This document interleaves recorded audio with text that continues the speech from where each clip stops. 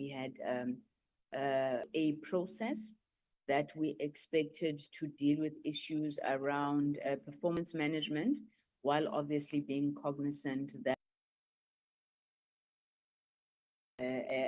adjustments, not necessarily performance-based. So that item has come back on the agenda for us to consider. And then the third and fourth quarter expenditure reports, these were delivered in the meeting that we held virtually. I'm just not sure of the date now. So it's really just to go through the report on those expenditure reports for adoption. So may I have a mover for the adoption of the agenda? Thank you, Honorable Subrathi moves. May I have a seconder? Thank you, Honorable Sitole. So the agenda is duly adopted. I would have liked that we start with the minutes, but it's fine. We'll add with them because we've already adopted the agenda. So maybe let's go into then the first item around the budgetary review and recommendation report of DCDT. I will request Dr. Medube to lead us on that item. We are taking these reports as being read, honorable members, so he'll speak to obviously the key issues in the report, and then we'll zoom in on the observations and the recommendations. Dr. Medube, over to you. Good morning, Chair. Good morning, members. Thank you very much, Chair. The first report will be for the DCDT and its entities. So maybe if you can just scroll down, Jura. The first part of the report really is, the standard, the purpose of what this process is about, the roles and mandate, and the methodology in terms of how the report was put together, the impact and outcomes. Just keep going right to the end, and it would also give the, analysis on the, the finances in terms of the actual expenditure of both the department and its entities. I would therefore, members suggested that we go straight to, the observations, which is really what, matters, observations and recommendations. And I'll just read through those. If any changes, members would then indicate as such, and would make, the amends as you go along, right to the end. It's quite a big report. It's about 65 pages, I think it is.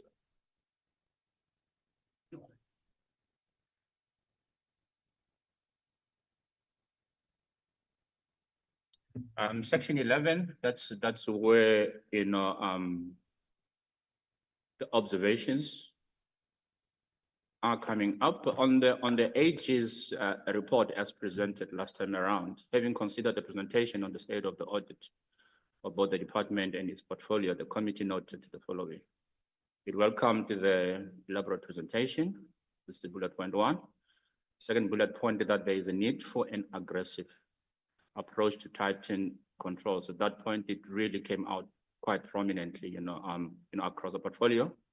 The bullet point 3, with concern that the powers of the AG are confined to the material irregularities of the department and its entities, and not following up on the consequence management and pursual of criminal cases. Bullet point 4, however, that all the role players in the public ecosystem should play their part for effective implementation of AG recommendations. That came out quite prominent as well. The next point with concern, however, that there is a general lack of consequence management as indicated. The next point with greater concern is that there are huge financial losses and yet minimal recoveries of state funds. That there has been overall improvement in the audit outcome of the portfolio in the near past, with concern that the lack of inventory records, particularly around the BDM project with the STBs, like the set-top boxes, has once again led to the ICASA receiving a disclaimer, with further concern on the alarmingly high number of set-top boxes stockpiles and lack of control, likely to impact the analog switch off deadline of December, with concern on the continued high cost of data in South Africa that came out quite prominently as well, that AG does not get involved in the strategic planning of the departments and entities, but rather often makes inputs in workshops when requested to do so, with concern that there is a prevalence of a culture of setting performance indicators that are not real and are not measurable, with serious concern on the lack of adherence to timelines for submissions of annual reports by SAPO, the Post Bank, BBI, and SITA. And the last point, that albeit late, SAPO has tabled its annual report. That's the observation, members, under the AG. Not too sure, Chair, if I may continue. Honorable members, can I just check if there are any comments on the observations on the Auditor General, or maybe should we take let's take them entity by entity or department by department. So the first one is on the observations coming from the report of the AG into the department and its portfolio. Do we have any hands? Honorable Sithole? Thank you, Honorable Chairperson. Greetings to you and fellow members. I think, Chair, it would be proper if the observations goes with the recommendation, so that what we recommend, what we observe and what we recommend, so that we can debate on as a package. Okay, we can do that in Sithole. It's just that my worry is there are lots of observations. So I will request that members, you note then any issues that you want to raise on the observations, and then we'll come back. You may proceed, Doc. Thank you very much, Chair. Ajura, can you go to the department observations? No, that one. Let's go up a bit. For the department, the committee welcomed the clean audit achieved by the department. The second bullet, that the returning of funds to National Treasury translates to less service delivery to the people. With great concern that the non-achievement of targets has an impact on service delivery to ordinary citizens. There was also a concern on the repetition of the findings from the AG, that the broadcasting signal blackout impacts greatly on the poorest of the poor communities. And I think this came out quite prominently during the recent oversight. With serious concern on the high vacancy rate at the department, that it is only when 90% threshold of household within radius of an antenna is reached that an analog transmitter has been switched off, that the analog switch off should not thereby impacting on the people of South Africa, with more concern that the ASO has resulted in signal blackouts in some areas. And I think this really, this was the message in the main during the oversight as well, with concern on the poor alignment and lack of coherence in planning and execution of key departmental programs, with concern that information does not filter down the ranks of entities for better coordination, with concern as well on the regression in performance of Centec and Film and Publication Board, with concern on the duplications of services offered by the department and its entities. And I think at this point, particularly when it comes to the SA Connect, it really came out quite prominently in the oversight, in terms of, the SITA, connectivities and USASA particularly. With serious concern that the minimum speed of 10 megabits per second is inadequate as it hinders citizens from participating meaningfully in the digital economy, that the master plan, that is the economic master plan, is key to understanding the next 5-year plan and accountability thereon of the department. And finally, that there is a lack of urgency in amending the ECA.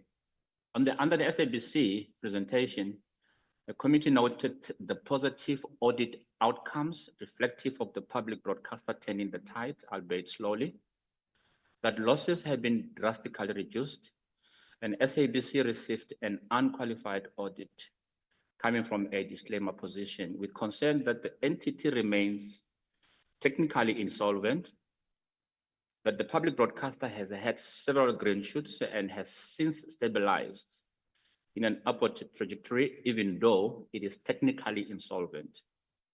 The next one is with concern on the 20% vacancy rate at the SABC, but the public service mandate cannot be ignored by the SABC as it is within its service delivery mandate. The next one is with serious concern that the government departments are not paying for their TV licenses. And finally, the last observation under the SABC is with concern that the ASO process, which has been ongoing for over a decade, has had a negative impact on the revenue of the SABC. For ICASA, the observations were, the committee welcomed the appointment of the Chief Financial Officer, that there are still some challenges in areas of improvement in the SCM division, however, that this would stabilize with the appointment of the CFO, with concern about the poor audit performance of the regulator. The lack of adherence to payment of invoices within 30 days was also came out quite prominently. The establishment of the Laws Control Office to recover state monies and implement consequence management was one of the observations.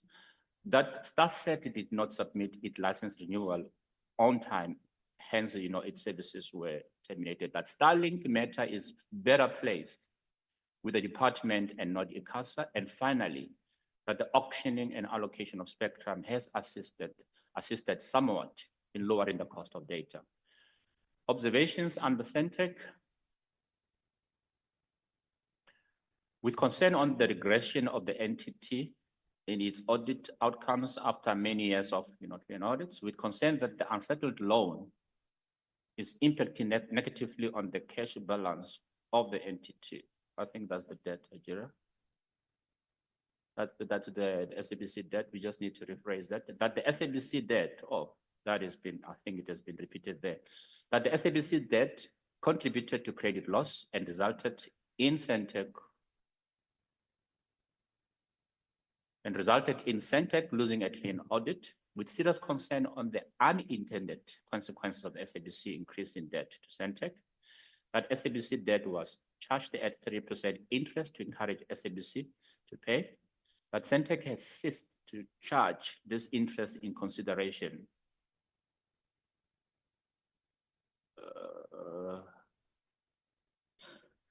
Centec, Ajira.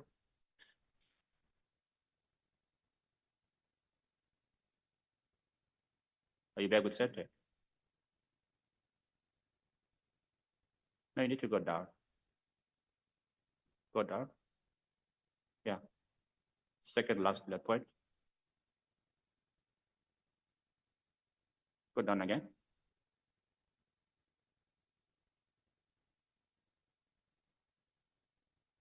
Okay. The second last bullet point, that Centec has ceased to charge the interest in consideration that the monthly payments are being serviced, and that there is still no appointment of the CEO.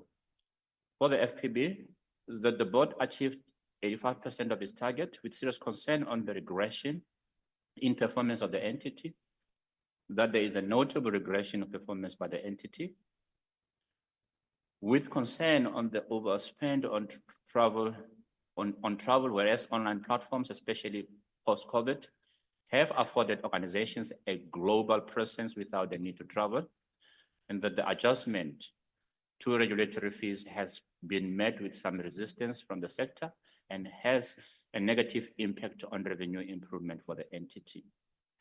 Under USASA and USAF, the committee noted with concern the recurring lack of consequence management. They also noted with concern on the 10 million under expenditure, which translates to lack of service delivery to the poorest of communities, that there is a lack of monitoring and evaluation of the projects at USASA, that there is still no appointment of the CEO for USASA and USAF, that USASA is deploying data analytics to address the issue of speedy distribution for the STBs, the set-top boxes, that the entity has established a project to address consequence management, and finally with concern that there are over 159,000 set-top boxes that still needs to be distributed. Under NEMISA, the committee noted that partnerships and collaboration is best suited for optimum service delivery of its skills training ecosystem, but the collapse infrastructure that is countrywide is one of the models to foster greater collaboration, with serious concern that increases in the deficit was a result of the budget cuts, and further cuts have further exacerbated this deficit. And finally, that since there has been a consideration to use the public properties, NEMISA has since occupied the same space with the SABC in Auckland Park. Zetna, committee noted that and applauds the improvement of financial status of the authority, considering it does not receive grant funding.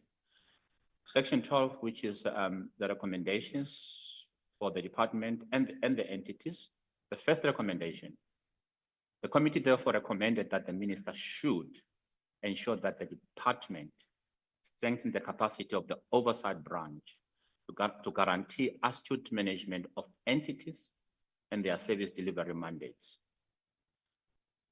The second Roman figure ensured that in its 2024-25 APP, there must be clear timelines are set for amendments of key legislation, which is hindering the successful delivery of its mandate.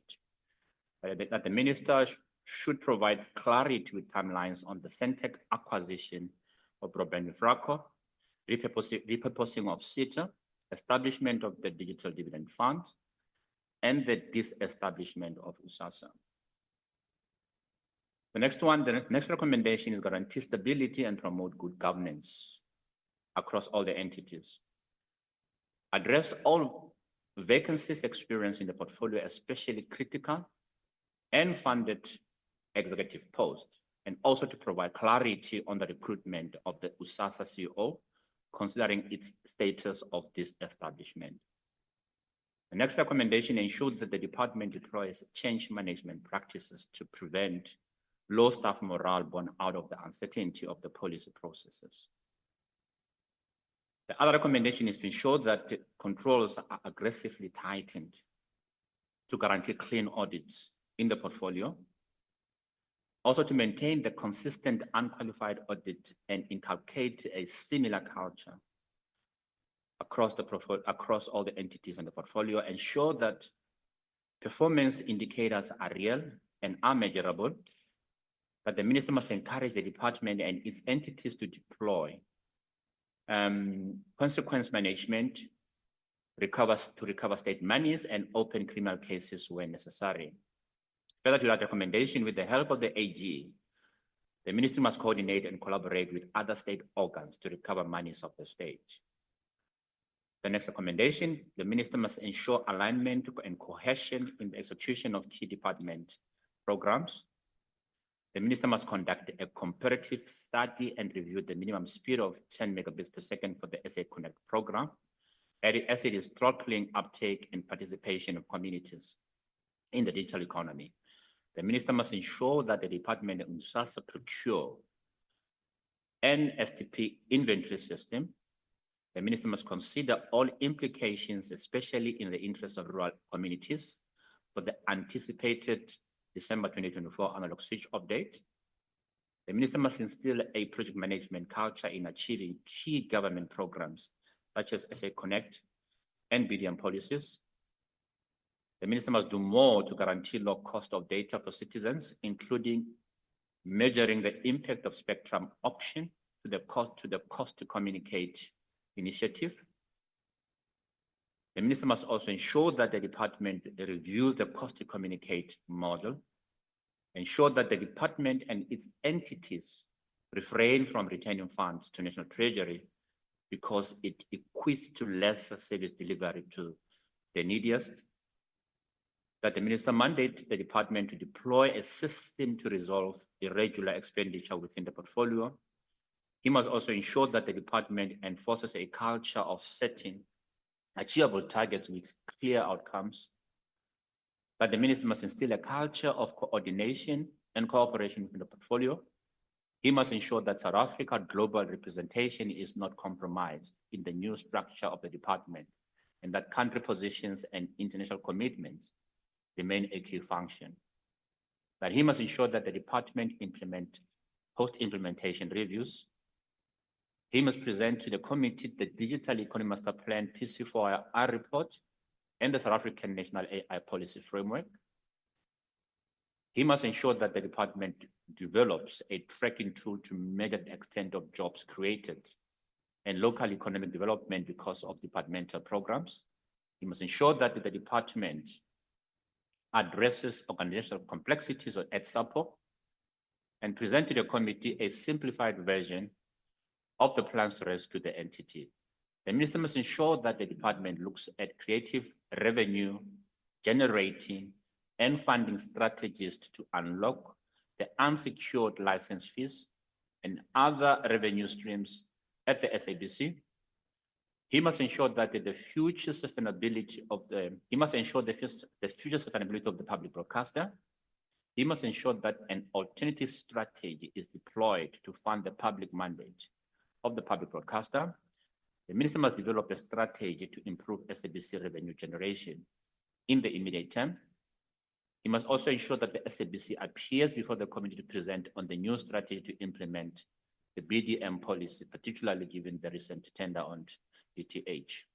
Ensure that the entities adhere to the payment of invoices within 30 days. The minister must ensure that ICASA shares its loss control office strategy with the department for recovering state resources and implementation of consequence management, especially at USASA. That the minister must ensure that Centec does not regress further and instead improves or retains its audit status. The minister must continually, on a quarterly basis, provide an update to the committee on the progress to resolve the Centec SABC impasse. The minister must ensure that the ZEDNA shares its secret for success with the department for broader implementation across the portfolio. The minister must ensure that the department develops a system to resolve irregular expenditure in the portfolio. He must ensure that the department puts systems in place to guarantee security of state assets and encourage the department to effectively utilize the CO's forum to resolve duplication and inconsistencies in delivering key programs of the department. He must also ensure that the department present quarterly to the committee an audit action plan, and that the minister must also ensure that the department tracks all targets that have not been met, especially during the transition to the 7th Parliament and new strategic plans. He must ensure that ICASA reports to the committee about the star set and the Starlink matters. And finally, that he must ensure that the minister must ensure that NEMISA tracks and quantifies its graduate participation in the digital economy and the impact they have in communities. The committee further urges ICASA to equally use its new mandate entities accountable, and the committee will continue to advocate for more time allocation in its programming to expansively address challenges engulfed by the department and its entities. And the committee will seek a legal opinion on the prescription of the BDM policy around the Centec and SABC role in the implementation of the policy, particularly on signal technology preference between DTT and DTH. And finally, that the committee commits itself to continue to finalize the SABC bill to be fast-tracked and highlighted. Thank you, Chair. Thank you very much, Dr. Metuku. I'm freezing here. Can we check if there's any way we can turn down this aircon, please? Members, there are the observations on the DCDT report and its entities. You will note and remember that the post bank, the post office, CETA and BBI, we were unable to consider due to those audited financials and I suppose their annual reports not having been finalized nor tabled before us. May I then take comments, questions, inputs, deletions on the BRRR? Honorable Sithole.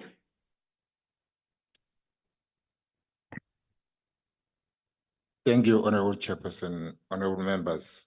First of all, we we must thank the DG, the professor or the order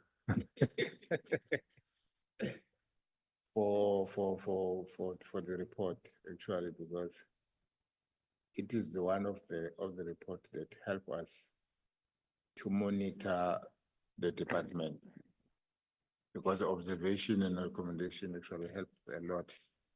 But there is only a few things, the Honorable Chairperson, that I'm trying to check.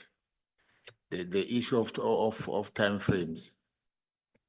Because if we don't have a timeframes, it will be very difficult for us to monitor our recommendations. So if we do have timeframes, so that after a quarter or 2 quarter or 3 quarter, we must know what is our recommendation. And the other one, Honorable Chairperson, it was the issue of monitoring the broadcasting digitally migrations project, because I think that one and the one for SAPO and the one for vacancies that have been funded, we need to monitor all that, so that we must know where are we going to with the department. Thank you, Honorable Chairperson. Thank you very much, Honorable Sithole. Any other hands? Honorable Vilakazi?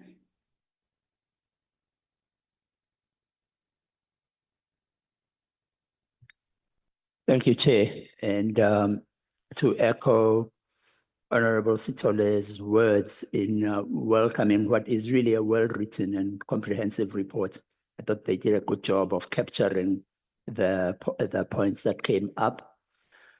A few points from me that just for completeness, maybe the table with the entities, what their mandate is and what they do. We're missing the information for CETA there, just for completeness. And it's a very helpful table because it helps us differentiate between the various entities. I wish the entities themselves actually could see that, so that they know where their mandate starts and ends.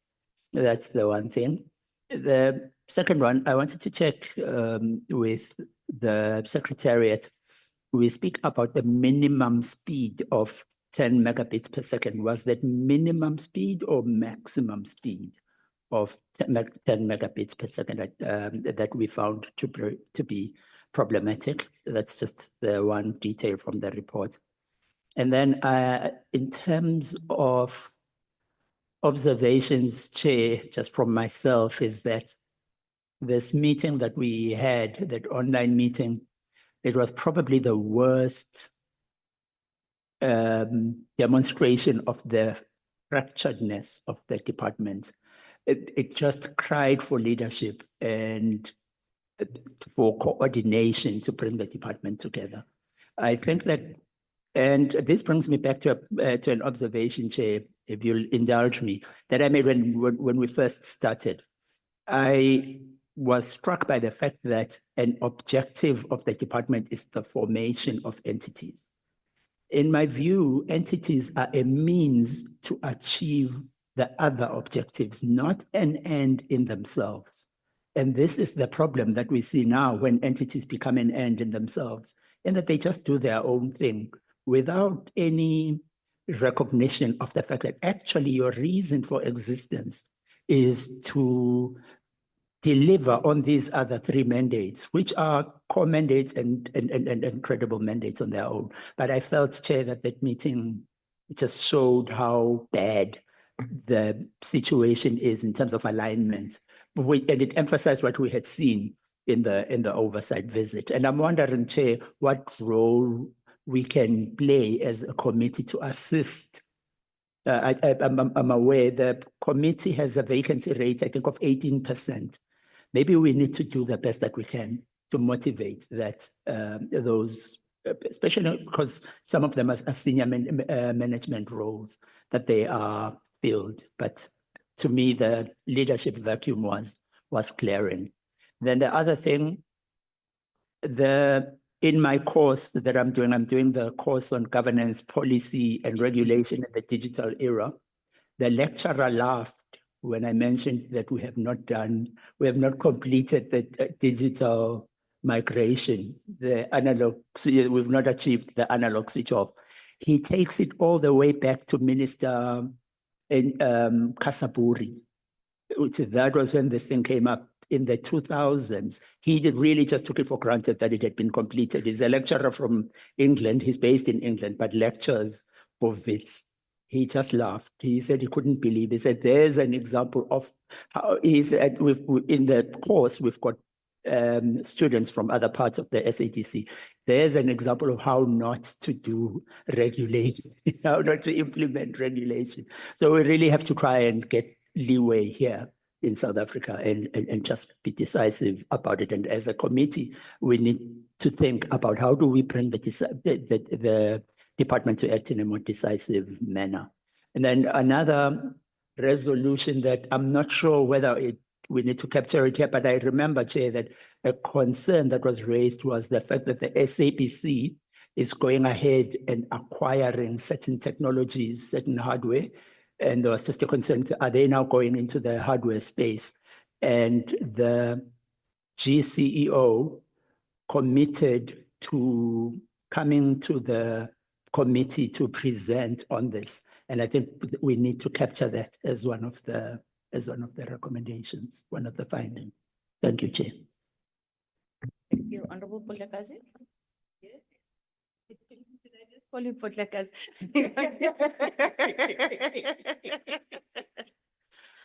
I received, Chair. Please proceed, Honorable Potlani. Oh, gosh. Chair, perhaps just to step off where Honorable Vilakazi left, I thought it would be prudent for us to, on page 33, already add the issue of the DTT, DTH. I don't think it's captured in totality. 63.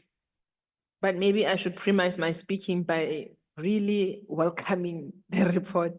It makes our work easier as members of this portfolio committee. And I really thought my editor-in-chief, Honorable Vilakazi, will be having his red pen. So you took away an opportunity for him to dot the T's and cross the I's, because he is that type of a man, very attention to detail. So Chair, it's also maybe to take the opportunity to say, I have written to the chairperson on the back foot of the group CEO of the SABC saying they would be available to come to the portfolio committee, and on the issue that Honorable Vilakazi has raised to say, why is the SABC going into the hardware space? So I think if we could just capture that, and I'm sure under the leadership of Dr. Medupi, we could do that. And I thought page 64 on the FPB point 2 and 3 sounds like a repetition, because the first one, Roman figure 2 says with serious concern on the regression in performance of the entity. And the next point says that there is a notable regression of performance by the entity. So can we just repeat, remove one? I had an issue on page 65 on the ICASA USAF. I had written there the dissolution process, but I see later in the it is later captured. So I don't know if there is any wisdom in bringing it up, because I think that's one of the first things we noted to say, how do we continue to oversight an entity that we are being told is in the process of being dissolved? So I would really appreciate, and like I say, I know it appears later, but just our concern. And I think later also it captures the reasons why this is not happening as it should be. And thank you so much, Chair. Thank you very much, Honorable Potlani. Honorable Subrati. Thank you, Chair. And let me also join my colleagues in welcoming the report in great detail. I've had the opportunity of reading it and examining it. Chair, I just wanted to add possibly to the introduction of the observations, and I wanted to suggest the following, that noting that we have not seen a country-level master digital plan, and emphasizing that it's crucial that we hold ourselves accountable to such a plan, and emphasizing that the need we need to act expeditiously and decisively when signs start to appear of cracks in certain organizations, as we are seeing. So I just thought we needed to emphasize that, because throughout our journey, we asked ourselves, so where's the plan? And I didn't see it coming through. And I think as a portfolio committee of the 7th administration, we want to see a plan for 12 months, a plan for 5 years that talks to the priorities we want to achieve. So I felt that in our observations and notes, we need to emphasize that. And then I also felt that as an example of these cracks that are appearing, as we've seen in SABC, the cracks are there. It's the concept of a terrestrial television set is moving away. We're moving to streaming. The funding model is challenging. People don't want to pay license fee because they can get it online on demand. So these are some of the realities we need to embrace. So I just felt that if we can note that SABC is struggling with an emphasis, and it is having an impact on other organizations such as Centec, which you had noted. Thank you, Chair. That's all I want to say. Thank you very much, Honorable Sabrati. Honorable Mkhaga. Thanks, Chair. Good morning, honorable members. No, Chair, I think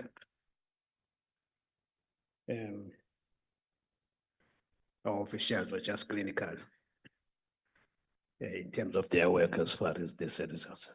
I'm a very person who's difficult to comment, but I think they were just clinical in capturing what we've been discussing. I think I must comment. Chair, my worry is about the attitude of AG towards internal audit units of different entities. I'm not sure whether AG is not supposed to audit internal audits of departments or entities.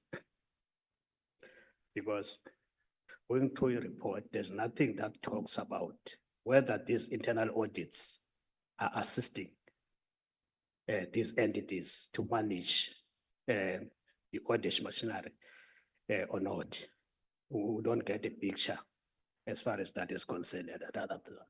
I've just observed that OAG does not pay attention to internal audits. And I know those internal audits are not substructures of the AG. They are purely structures of the other units of the departments or entities. But it does, I don't think it's paying attention to that. 2, I'm worried about this Centec SABC conundrum. I'm not sure whether Centec want us to understand. Must we understand this relationship that he got qualified because of another entity, SABC? Must we understand that? Because for me, Centec is conditioning us so that come next time, he will point to say, no, I told you. And I'm saying, I'm grappling to understand whether we're assisting, the recommendation is assisting Centec to come out of this situation, or is trying to condition us to understand. Because I don't think our responsibility is to understand only. And this is where, Chair, I need assistance here. Must we understand this excuse? Because for me, it's an excuse. That is a reality. Must we understand it? So I think, Chair, for me, that's the issue. I want us to pay emphasis on this question of job creation. Each entity must be able to quantify budgets that is allocated and translate it into a creation of jobs and report accordingly, whether they've got a template, but the job creation is a crisis in the country and all others all other entities and departments are expected to report on jobs for our people, so that we don't just engage. There must be outcome in the output as far as that is concerned. Those are the things, Chairperson, I wanted to raise. I wouldn't want to raise this question of a license. Well, in the license, I'm not sure whether it's only SABC who's losing or companies. I was in another shop, seeing newcomers was in Cape Town. So we're looking for televisions here. And I realized that many members are owing SABC. Many members are owing SABC because I was in a queue in that shop. Some members, they couldn't buy SABC because the bill is so high, 15,000, 20,000. And they were told by those staff members to say, no, there are second-hand shops nearby. You can go to those second-hand shops. They don't ask licenses. Now I'm saying, and when I asked the supervisor, they said, supervisor, we're losing here. Because here are the customers, but they're not going to buy. They are going to go elsewhere and get those televisions. My question is it SABC alone that is losing, or companies that are in that space that are also losing? Perhaps it's a research we don't want to assume, so that we take a decision. If now as pro for, just give amnesty, where there's no person who can pay 20,000 and yet next door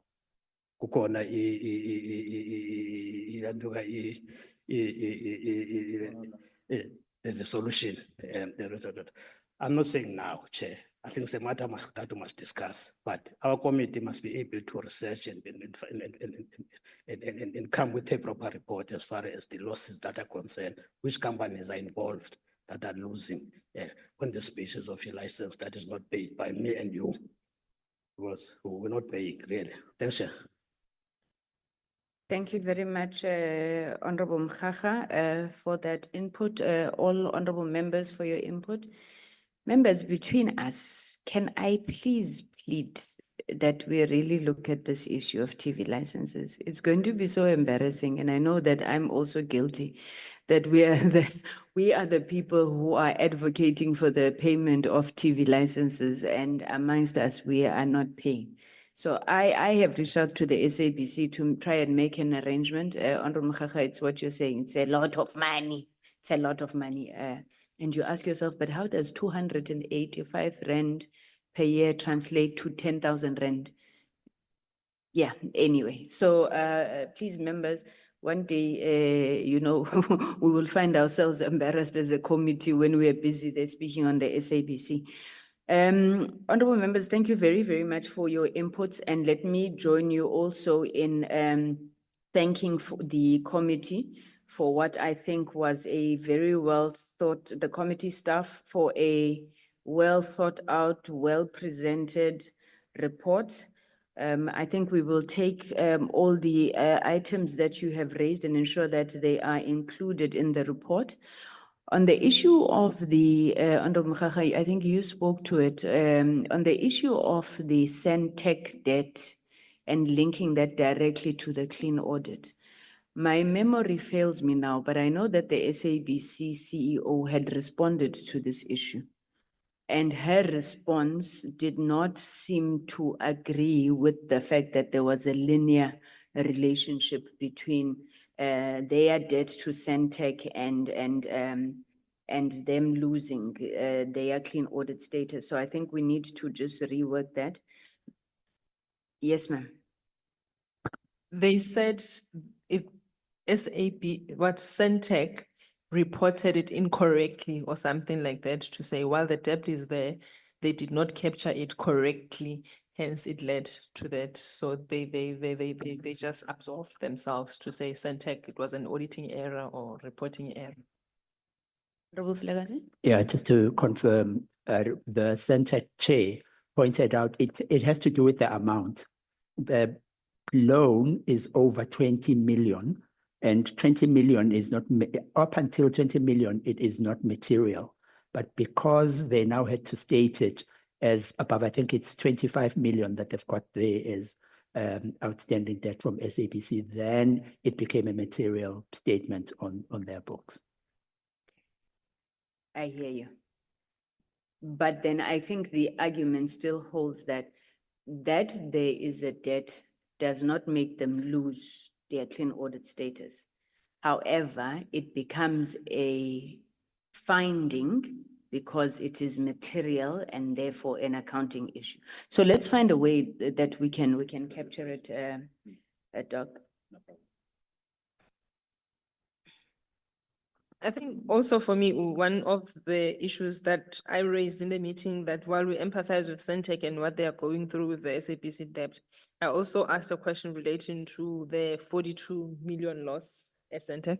I also asked about the Film and Publication Board, which they had almost 3 million in fruitless and wasteful expenditure. But just on the issue of the Auditor General, the Auditor General did also report to the Portfolio Committee that they have what they call the proactive review. I don't think it is captured here, where they go through the entities, they go to their workshops so that they don't only come in at the end of the process. So maybe if we could just find a sentence to capture that. You, Subrathi?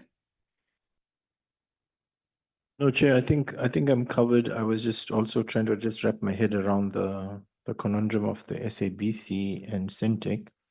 My understanding was that the almost 1 billion rand that's owing by SABC to Centec gave rise to a going concern by the Auditor General, and going concern is the ability of an entity to pay back its debt in the ordinary course of business. So that was one of the challenges, and normally when auditor you'll get an adverse, it will not express an opinion, or you'll get a negative opinion if the going concern is not sorted out. And the second thing, that huge debt gave rise to an increase in the provision for doubtful debts. That's a simple word. There's another fancy word that the new act uses.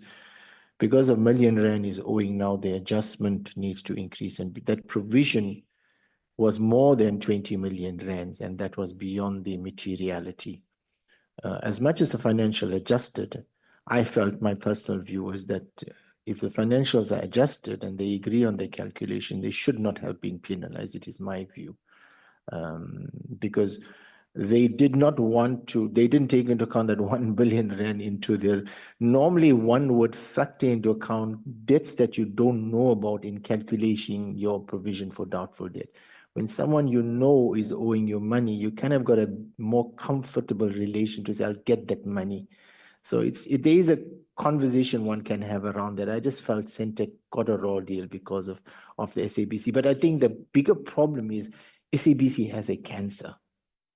The toe is infected, it's spread to the ankle. And that's the point I was trying to highlight. We don't want another SAPO appearing. Let's try and deal with it now. Thank you. Thank you, Chair. All right. You've noted that, Doc. And maybe in the observations, I'm trying to not to bring in things that were not in the discussion, but in the observations, we need to note the ongoing mediation process, and then we recommend a speedy resolution of that. We may have our views on how that's going to work, but it's something that we need to just keep on in mind. So I'm on page 62. On the issue of the setting of performance indicators, these are on the observations, I think, yeah, on the Auditor General. I think the point was not performance indicators that are not real or not measurable, but performance indicators that did not speak to outcomes, then we're not measurable, but we can just find a proper phrasing on that.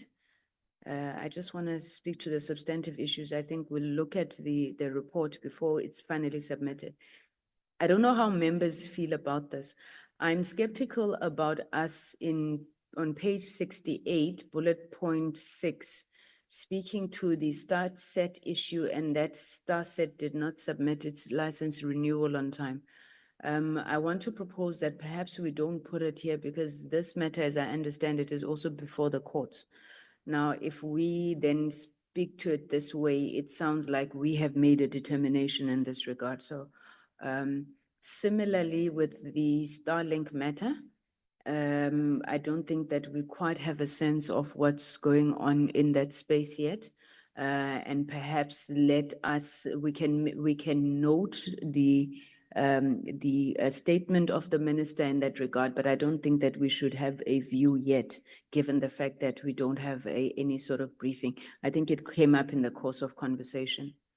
On the Centec issue, I would like us to add something around the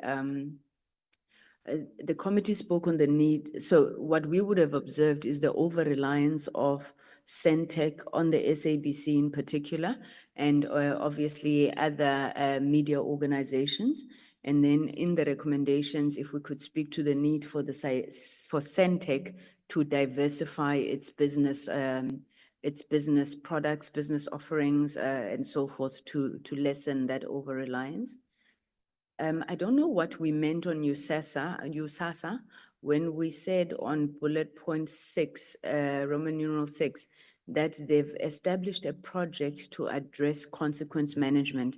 I think that may just need rephrasing. Then on recommendations, I think Honorable Bodlani spoke about this, but I'm coming from it from another angle. Let's not call that the Centec acquisition of BBI.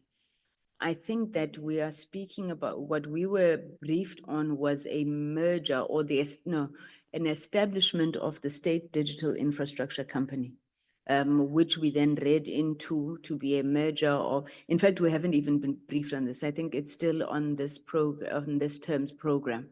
It would have just come from the legacy report that was still to come. Okay, and then I want to also recommend, in line with Honorable Subrathi, the tracking of delivery against the digital economy master plan, and then to also add the Presidential Commission on the 4IR, because those two really should be their guiding documents, and we need to ensure that there is alignment. On the vacancies, please be specific, right? Especially on the CEOs. So USASA, USEF, Centec. We can't speak on Postbank because they were not there, but that board, I know that there was an explanation given, but let's be specific. And then my last point is the audio visual policy. So that last point, which speaks about the SABC bill, I think the key legislation that needs to be fast-tracked, let's also be very clear. So the SABC bill, the Electronic Communications Act, the audiovisual policy, and then any other policy. Yeah, let me stop there. Members, can I then take it that with these additions, we may move for the adoption of the BRRR on the DCDT and its entities? Thank you. Honorable Subrathi moves and Honorable Vilakazi seconds. So the document, the BRRR for DCDT and its entities is duly adopted. Thank you. Can we move to the next BRRR, which is on the GCIS and the MDDA?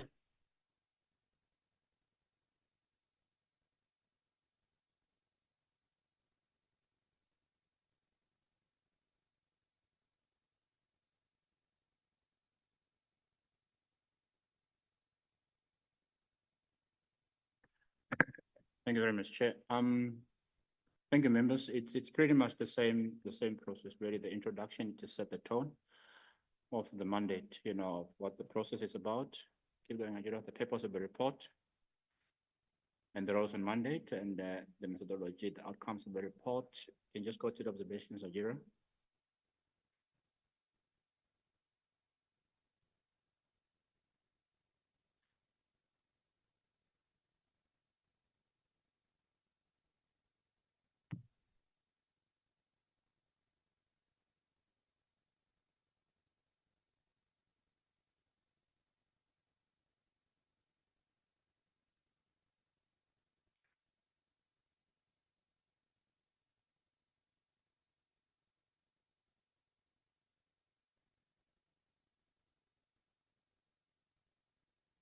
Thank you so much. Under the observations, members, the first observation is that the committee noted that and that's for the AG, the committee noted the AG's concern regarding, yet again, the internal controls of at the agency, which is the department, noted with concern the lack of monitoring contracts and tracking of contract payments resulting in irregular expenditure at the GCIS. There is a concern that there seemed to be no effective audit plans at the department and at the MDDA, which is the agency. And the committee was of the view that the department could do better in terms of employment of whites and colors, as the numbers were quite low and not reflective of the demographics of South Africa. But the committee noted that the report by the MDDA that it was in the process of appointing an internal audit firm, but it also noted with great concern that the department had no permanent DG. Committee noted with concern that there may be challenges in the measurement of the impact of the department and the MDDA community projects. Commended the department for its visibility and cultivation of relationships within the communities. The second bullet, the third to last, it's commended the department for its WhatsApp group, which was quite relevant and informative. It noted with concern about the lack of control of assets at the agency, which is the MBDA. The committee was, lastly, the committee was concerned that there seemed to be no security provided for the equipment the agency has provided to community radio stations. And this last point, members, was mainly around the radio stations which have been closed. What happens to those equipment, to the studio equipment primarily? On the recommendations, the committee resolved that the minister should ensure there is an improvement in the department indicators, targets, and measurement thereof.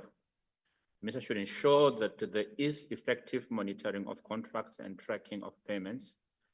To avoid irregular expenditure, the minister should ensure an audit improvement plan is in place to improve the agency audit outcomes and improve internal controls. That the minister should ensure that there are audit plans in place for both the department and the agency. That the minister must ensure that the department staff complement reflect the country's demographics.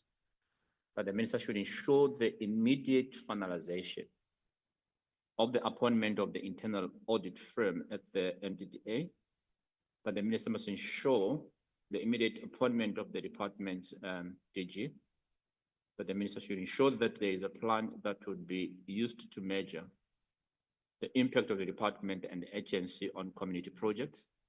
And finally, that the minister should ensure that proper security was provided to radio stations for the equipment and infrastructure provided to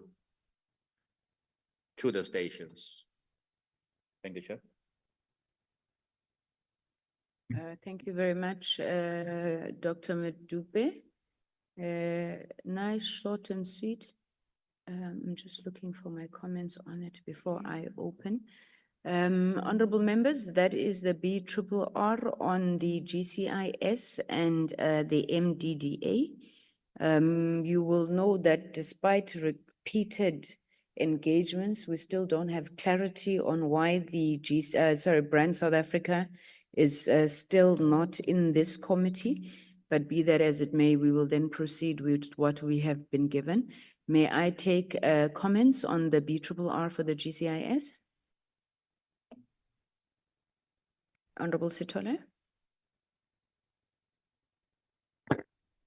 Thank you, Honorable Chairperson, and appreciate the report and a very short one. But only 2 items, Honorable Chairperson, that I'm trying to check. The issue of DG. I don't know how can we emphasize it, because if the department don't have a DG, permanent DG, it means it is unstable. It become an unstable department. So I don't know how can we emphasize that issue of employment of a DG? And the issue of proper security, Honorable Chairperson, I'm trying to check who's supposed to employ the security. Is that a GCIS or a department or a relevant entities? Thank you, Honorable Chair. Thank you, Honorable Sithole. Honorable Subrathi. Thank you, Chair. Chair, I'm not quite sure whether I'm missing something here, and what I'm going to share is out of context, but the kind of sense I get is we're giving a very good report of GCIS. And that is contrary to my lived experience and opinion. As a member of this portfolio committee, I was informed that there are about 1.6 million members on a WhatsApp channel. And we as protagonists in this were never members, and I had to actually raise it, and then I was given. So I don't see that being mentioned here. It's almost unlike the DCDT report that was prepared. So again, I'm asking, is this the place for me to express this? Interdepartmental communications is lacking. Department A doesn't know what's happening. Who does this in the context of this country? My sense is it's GCIS. It's interdepartment, intra-department, and communicating with the people of South Africa. The third thing, I don't see any conversation taking place here about what I perceive is a lack of presence in social media of the government, other than what I'm seeing in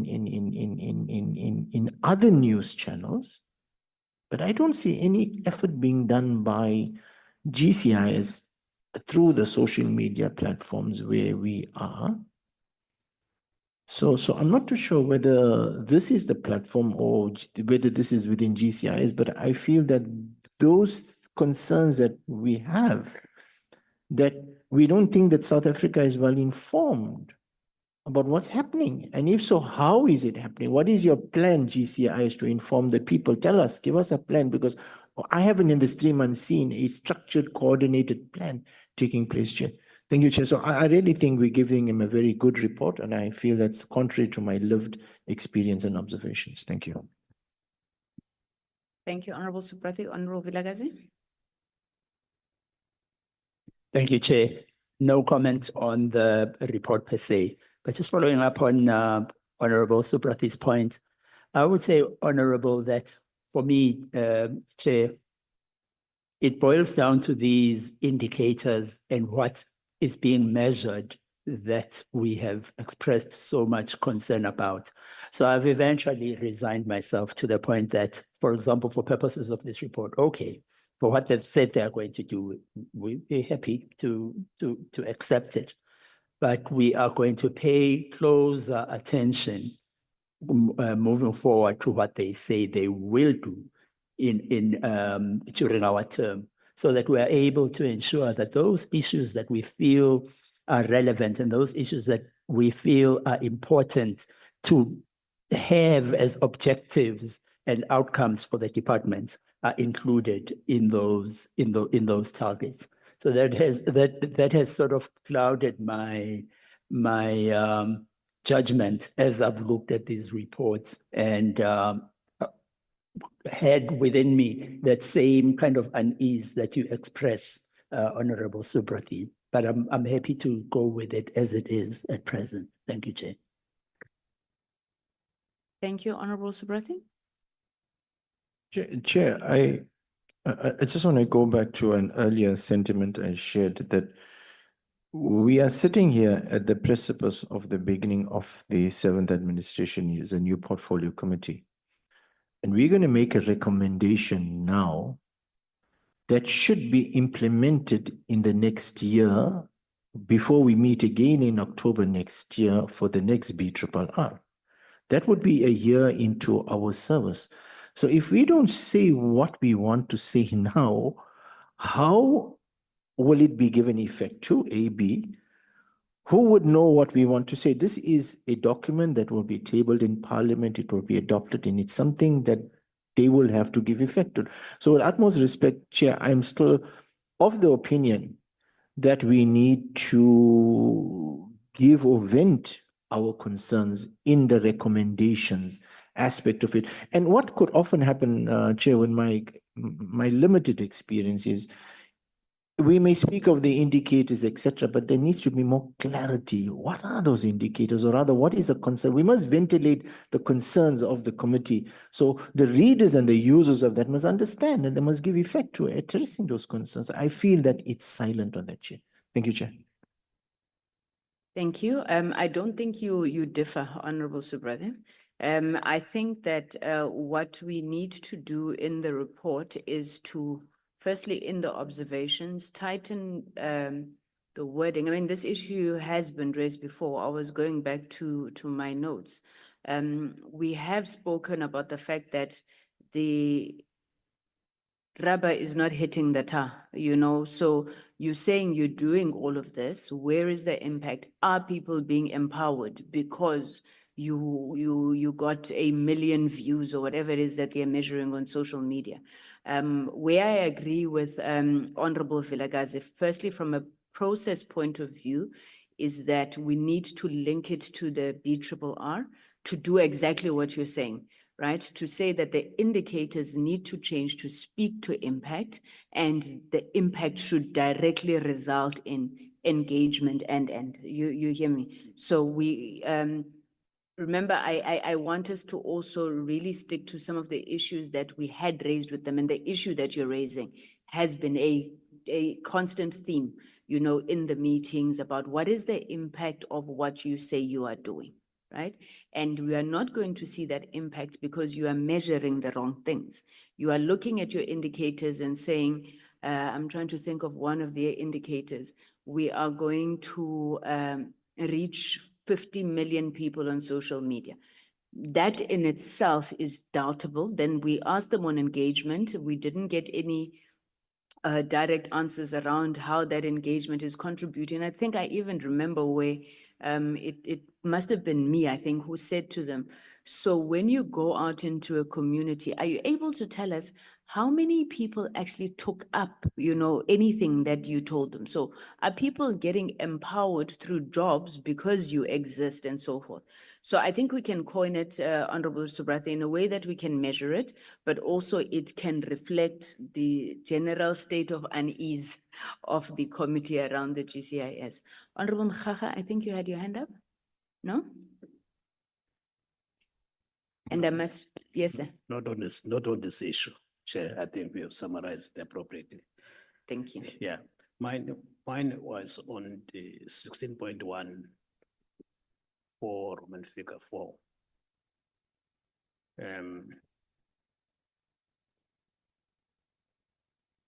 It could be better in terms of employment of whites and coloreds, as their numbers were quite low.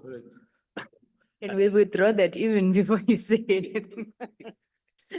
Can we just withdraw it? I don't know how that got into the report. But let you make your point, Honorable Mkhaga, and then I'll also explain why we're withdrawing it. Thank you, sir. Now, for me, Chair, it asks the question of absence of a recruitment policy. Because in a recruitment policy, you would be able to identify immediately in terms of the race group that we have in the country. And I was not going to withdraw it, but I was going to introduce this question of a recruitment policy, that if there was a recruitment policy, surely it wouldn't arrive at that point. I don't want us to be misconstrued otherwise. But to deal with this, but the reality is that the numbers are low. That's a reality that we cannot dispute. But for me, that questions equal absence of recruitment policy. And I'm not sure how do we then capture it. But if you're withdrawn, Chair, I'm a law-abiding citizen. Thank you, Honorable Vilakazi. Thank you, Chair. Thank you so much, Honorable Mkhakha, for raising that. That did not sit comfortably with me either. From the very first moment I caught it, but then I know that if we are so strict, not strict, but if we are so vigilant in saying there are too few blacks, there are too few, then we should be so vigilant even with the other races. So that is why, Chair, I would not have said let's remove it. However, I think the point that Honorable Mkhakha is making gives us a good way to express it. So we wish to see, we wish to know whether there is an employment policy and whether that employment policy speaks to a representativity across the staff, excuse me, across the staff within the GCIS, so that, you know, it is representative of the country's population. But we are not running away from the issue, but we are not going to race-based talk and those kinds of issues that we are trying to actually move away from as a society. Thank you. I hear you. I hear you. I think we can rephrase. Okay, members want to come in. Maybe let me just make the point that I wanted to make around this. Actually, let me let the members speak. Honorable Sithole, followed by Honorable Subrathi. Thank you, Honorable Chairperson. Our country is a diversity.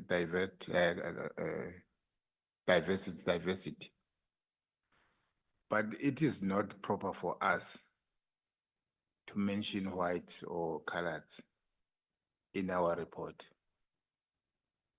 Or either if they can rephrase it in such a way that it reflects the diversity of the country. Thank you. Honorable Subrathi. Thank you, Chair. Chair, I also agree that the mentioning of race groups should be excluded.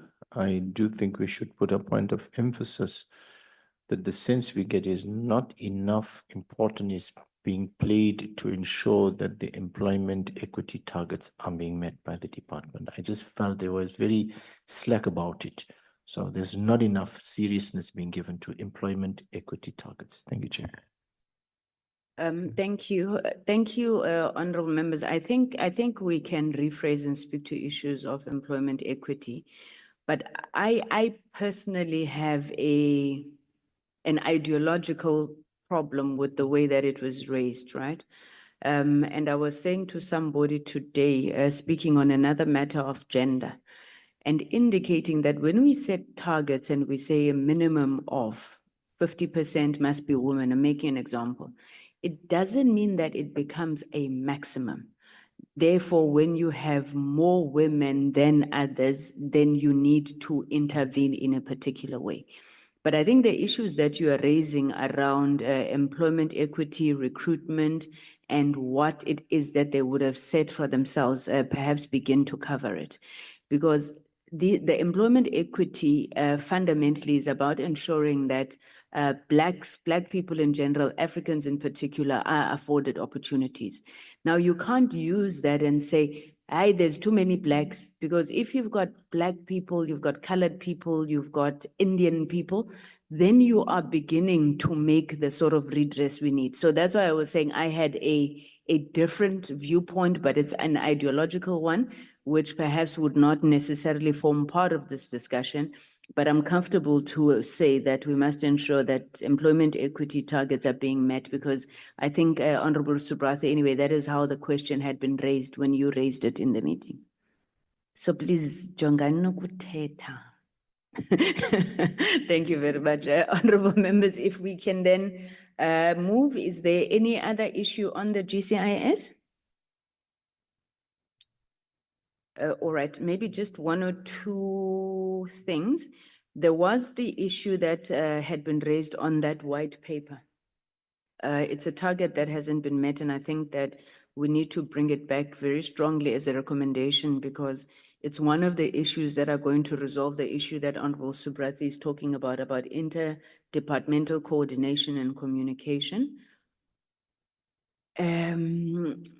The issue of the Director General, and maybe just say across all the recommendations, let's ensure that the point that Honorable Sithole raised in the DCDT, let's give timeframes where we can, a quarter, 12 months, just so that we are also able to follow up.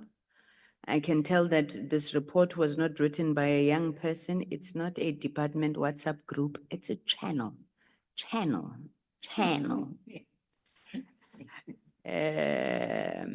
Yeah, I think those were my only additions on those ones. Honorable members, with then those amendments and additions, may I move for the adoption of the BRRR on the GCIS and MDDA? Thank you, Honorable Subrathi, and thank you, Honorable Sithole, for seconding. So the BRRR on GCIS and MDDA are also duly adopted by the committee. And then we move to the next agenda item. I'm not sure who's going to lead on this. This is around the ICASA matter. When we started the meeting, I did give a bit of background, and I think members will remember the discussions that we had. When we concluded that meeting, we said that we were giving ICASA, the department and ICASA, the term of our constituency work to come back to the first meeting of this committee in this term with the signed performance agreements, which we would then take as showing or demonstrating to the committee that moving forward, you will have performance management as a key parcel of how they do their work. That has not happened, but maybe Dr. Mdubi can give an update on how far we are and how we then happen to sit with the report now. Thank you. Over to you, sir. Thank you very much, Chair. Indeed, during the previous discussions, there was a condition or a request from the committee, for the department to respond to certain questions and clarity. And indeed, those questions were sent to the department. And there has been subsequently, there have been responses coming from the department. Maybe just to remind each other in terms of, what were the questions and what was then the response, coming from the department with regard to those questions, if I may, Chair. We received their responses last week, Friday, from the ministry. And first question was to indicate the implementation of the PMS by ICASA, and the response from the department was that the performance management system for ICASA councillors, I'm just reading from the email members, was that the performance management system for ICASA councillors was approved by the NA on 14 March 2023. The process to implement the PMS is currently underway, which include the signing of performance agreements by the councillors and the appointment of an evaluation panel as recommended by the PMS. So the response, members, as it is here, is that the PMS has not been fully implemented, but the process is still ongoing. Part of a condition of why the last report was not approved was that the department would need to indicate how far is this process. The second question that was forwarded to the department was for the department to advise if an assessment of the councillors has taken place. And the ministry responded that at this point, the assessment of ICASA councillors has not yet taken place, as the implementation of the PMS is still in progress. The minister has submitted a request to the National Assembly for concurrence on the appointment of the recommended candidates to serve on the ICASA evaluation panel in a letter dated 4 September 2024. And the letter was addressed to the Speaker of the NA. The panel will be responsible for conducting future performance assessments of the councillors once the process is completed. The third question was that what informed the salary increases, amongst others, and the ministry responded the salary increases for ICASA councillors were primarily informed by the need to adjust for the cost of living adjustment The commission considered inflationary pressures and the rising cost of living since the previous salary freeze, ensuring that the proposed increases are aligned with economic realities. The cost of living adjustments were also balanced against the fiscal constraints, ensuring affordability for the state while recognizing the increased responsibilities and complexities of the councillors' roles. So those were the responses from the ministry and members, and those responses, part of those responses, have been factored into the two reports. Should I go through the reports first? The first, there are two reports, as members would remember, and one report is for the 2023-24 increases, and the second report was the 2024-2025 increases. The first report is a report of the Portfolio Committee, as indicated, on communications and the technologies on the draft notice determining the remuneration of councillors of ICASA dated today's date. The Portfolio Committee on Communications and Digital Technologies, having considered the draft notice of the President's determination of the salaries and allowances of members of various institutions, including councillors of ICASA, on 16 May 2024, reports as follows. There was a letter dated 28 May 2024, which was received from the President of the Republic, requesting that the Assembly consider the draft notice of his determination of the salaries and allowances of members of various institutions, including councillors of ICASA, in terms of the determination of remuneration of office bearers of independent constitutional institutions, Laws Amendment Act of 2014, Act number 22 of 2014. The second point is that the letter states that the Independent Commission recommended a 2.5% salary increment for all categories of public office bearers, including members of independent constitutional institutions such as ICASA, for the financial year 2024-2025. Furthermore, the President of the Republic accepted the Independence Commission recommendations.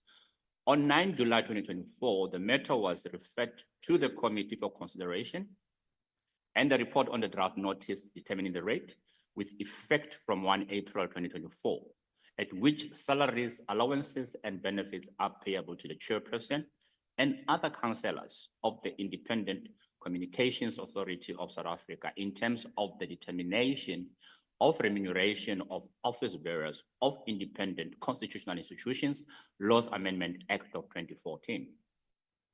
Section 219, subsection 5 of the Constitution of the Republic of South Africa, 1996, provides that national legislation must establish frameworks for determining the salaries, allowances, and benefits of judges, the public protector, the AG, and members of any commission provided for in the Constitution, including the Broadcasting Authority referred to in Section 192 of the Constitution.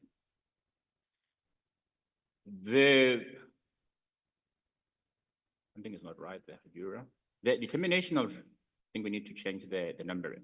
The determination of remuneration of office bearers of Constitutional Institution Laws Amendment Act of 2014, Act number 22 of 2014, which came into operation on 1 April 2019, creates a necessary framework to determine the salaries of office bearers of Chapter 9 institution. Section 10 of the Independent Communication Authority of South Africa, Act number 13 of 2000, states that salary, allowances, and benefits of councillors of council, the chairperson, and other councillors are entitled to the salary, allowances, and benefits as determined by the President from time to time by notice in the Gazette, after taking into consideration the recommendation of the Independent Commission and approved by the National Assembly in terms of subsection 5. The proposed remuneration level with effect 1 April 2024 of ICASA as follows. As per the Independent Commission recommendation, the ICASA Council will receive a 2.5% salary increase for 2024-2025 financial year. Further deliberation of the committee members on the recommended increases. The committee further noted the percentage increase and wanted to know if it included bonuses, but it was indicated that the increase did not include performance bonuses. The committee stressed the importance of the councillor's contribution in line with the council members' output performance. The department indicated that the proposed increases were below the market-related packages, particularly for the chairperson position. It is therefore important to note that the entity is competing from critical expertise and skills provided by the councillor. Thus, such skills must be retained. Furthermore, the council members work full-time, it was indicated, and their packages include all the meetings they are expected to attend as part of their functions. It is also important to note that the councillors are not expected to take on other remunerated related work outside of ICASA, hence the agreed increase as being justifiable. The committee emphasized the importance of aligning the adjustment with the output performance, and this will have to be followed with consequence management where performance is below par. It has noted the entity recent performance and raised its concerns. The department submitted that at this point, the assessment of ICASA councillors has not yet taken place as the implementation of the performance management system, PMS, is still in progress. The National Assembly approved the PMS for ICASA councillors as indicated on 14 March 2023. The minister has submitted a request to the National Assembly for concurrence on the appointment of the recommended candidates to serve on the ICASA evaluation panel in a letter dated 4 September 2024, addressed to the Speaker of the National Assembly. Once the process is completed, the panel would conduct future performance assessment of the councillors. The department further indicated that the slight increases for ICASA councillors were primarily due to the need to adjust the cost of living. The Commission considered inflationary pressures and the rising cost of living since the previous salary freeze, ensuring that the proposed increases are aligned with economic realities. The COLA adjustment were also balanced against fiscal constraints as indicated, ensuring affordability for the state while recognizing the increased responsibility and complexities of the councillors' roles. It was noted that effective consequence management was essential for maintaining ICASA performance and accountability. There is a robust consequence management framework that helps address poor performance systematically, ensuring that underachievement is managed constructively. Thus, this robust framework for consequence management has been vital in addressing the non-achievement of targets. But by focusing on assessment, feedback, development, and structured corrective actions, ICASA effectively manages poor performance while fostering a culture of accountability and continuous improvement. This does not only help mitigate underperformance, but also enhances ICASA's overall effectiveness. ICASA procedure for managing poor performance was as follows. The bullet point 1, a corrective action procedure aimed to resolve the identified unacceptable or low performance levels and ensure that the employee consistently performs at an acceptable level by their agreed performance agreement. Second bullet, employees who did not meet the required performance standards were placed on monitored performance improvement plan, PIP, initiated by the employees, managers with the assistance of the Human Resources Division. A root cause analysis process would then be undertaken to identify the challenges relating to non-achieved targets to provide the required support through budget, capacity, and process improvement initiatives.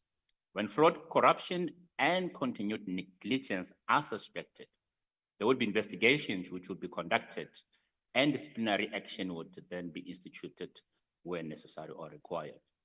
Recommendations. The department involvement in determining percentage increases and its input remains critical. That's what members indicated. Performance management that justifies the increases must be aligned to ensure the entity delivers on its mandate. The appraisal instrument would have to be enforced as a matter of urgency. That's one of the recommendations. The committee, having concurred with the president's determination on the remuneration adjustment of ICASA councillors, it does support a salary increment of 2.5% for the chairperson and other councillors, and duly recommends that the National Assembly approve the draft notice determining the remuneration of councillors of ICASA. Report to be considered. Thank you, Chair. Thank you very much, Dr. Medupi. Honorable members, that is the report. That is the report which we are putting to you for consideration. But I think one of the issues that it raises obviously is an impression being created that the finalization of the performance agreements is determined, is dependent on the establishment of the evaluation panel. That's the report, the response from ICASA. So we would have taken a posture that says, while we are recommending the increase in remuneration, we want to make the point that those performance agreements must still be completed within a period of 3 months from date of recommendation of the increases. And then we also want to look at scheduling for your consideration the evaluation panel at our next meeting. So they no longer have that excuse to say we have not established the evaluation panel. So that is the report. Can I open for comments, questions for clarity? Honorable members, Honorable Subrati. No, thank you, Chair. Chair, this matter has been brought up again. Chair, my view in this matter is that it is an inflationary increase. It is not a performance-related increase. And we cannot link the two matters together. I think that we could end up having constitutional issues. One is related to the cost of living, and that's what this increase seeks to close that gap. And the other is something that really is a responsibility of the minister in terms of clause 6 of the Act, ICASA Act. The Act states that in 6A3, that as soon as is practicable after the appointment of the chairperson or other councillor, a performance agreement must be concluded between the chairperson or other councillor and the minister. So, Chairperson, my suggestion is, I do believe that this report here, the recommendation of an inflationary increase should be adopted, and I move for its adoption. Together with that, Chairperson, I wish that a letter be sent off to the minister, drawing his attention to his responsibility in terms of clause 3, which says, as after the appointment, as soon as the evaluation must be concluded, as soon as practical. Now, we seek to understand what are the circumstances, why it has not been done, and therefore, as the chair has alluded, within 3 months this be resolved. I have seen an email that's come through to us that the minister has recommended 3 persons for the evaluation panel. I'm not too sure whether we're going to discuss that today. But I think, Chair, I move for its adoption, and concurrent with that, a letter to the minister drawing his attention that the committee is unimpressed that this performance has not been done in terms of the act. He needs to give effect to that. Thank you, Chair. Honorable Subrati, Honorable Bojani. Thank you so much, Chairperson. Chair, I think for me, I really want to commend the committee on the handling of this. It shows to us that we can never be a rubber stamping committee.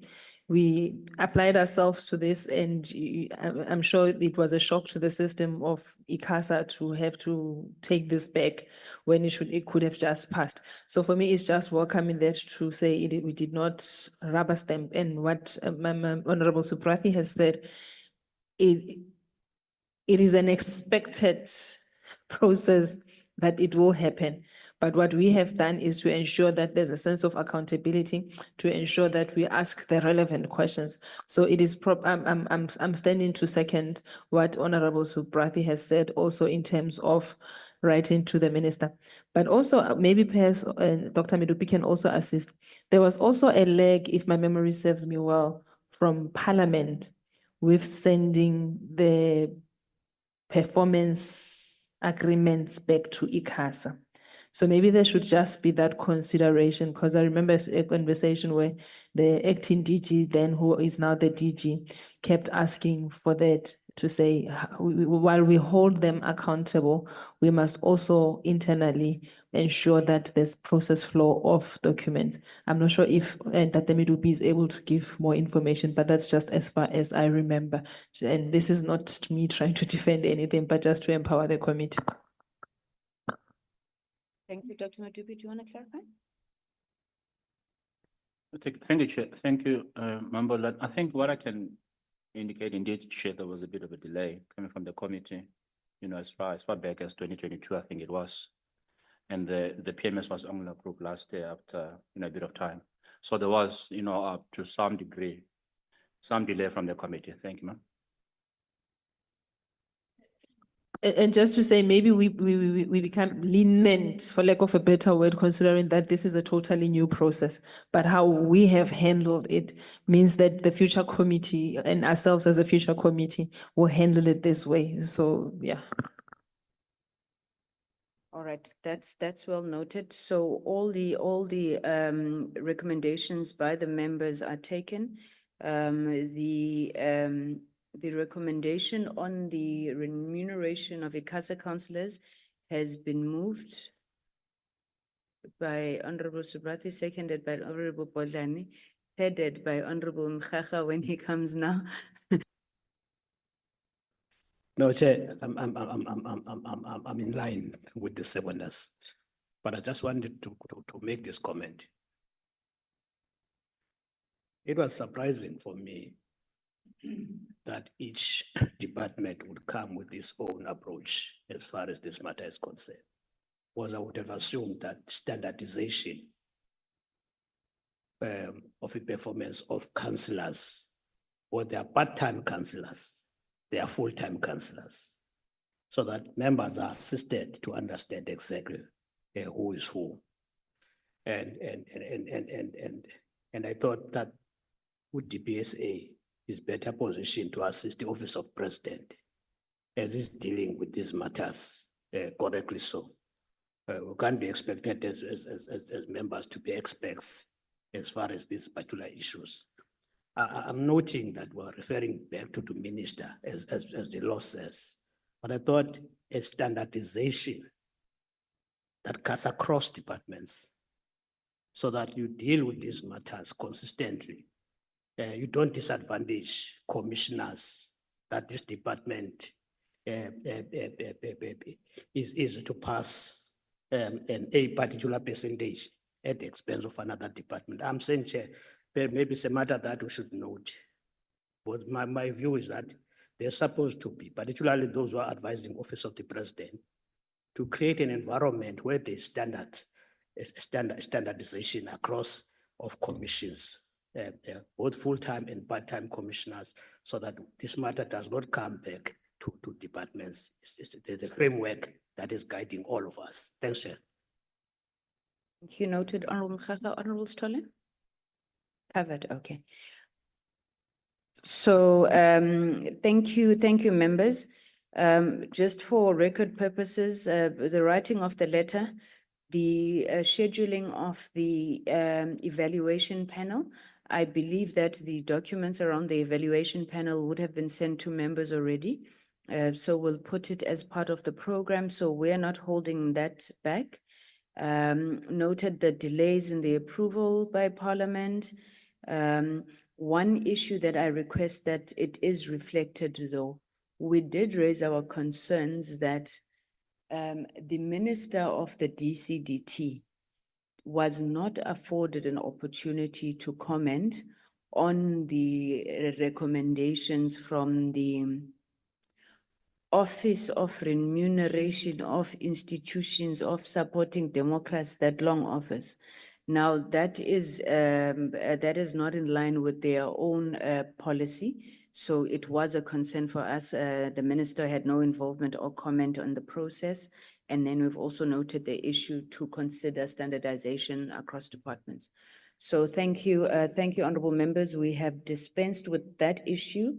The last item on the agenda, because I do want to defer the minutes unless members would have gone through their minutes. I'm very skeptical to put before you minutes that I did not get an opportunity myself to see. I'm sure Hajira, they've probably been sent, but I'd like to defer them to the next meeting and then we'll take them very quickly as read. Is the issue of the adoption of the third and fourth quarter expenditure reports of the DCDT and the GCIS. Second. Oh, yes. Sorry. I think for record purposes, the reports are identical. One is for 2022-23, the other one is for 23-24. 23-24? 24. So one is 2.5% and one is 3%. So those are the two reports that we're adopting. Thank you. Thank you very much. Honorable Botland, did I see your hand up? Oh. Honorable Stoller? Thank you, Honorable Chairperson. I'm trying to check. 3% is 2023, 2024. And then 2024, 2025 is 2.5. Okay.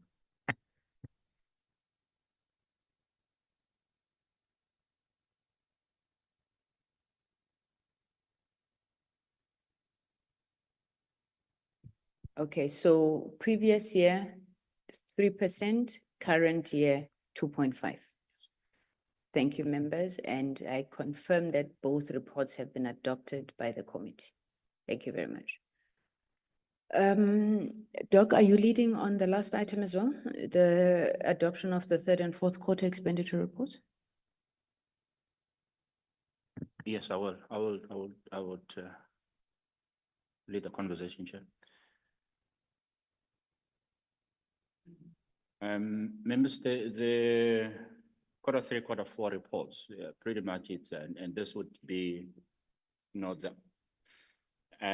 what would have been done. Can just go down, Hajira. The standard is pretty much the same with the background information. What is the report is about? If I'm allowed to share, we move there to to the brief observations and recommendations here again. For the quarter three, this is quarter three, Hajira, isn't it? GCIS. For the GCIS quarter three, the committee having considered the third and fourth quarter, the two quarters, reported for the financial year 2023-24 for the GCIS, the committee noted the following. Its appreciation to the GCIS and MDA for the presentation, with concern that non-achievement of targets that are detrimental to the work of the government communication system, with concern of poor quality of indicators, with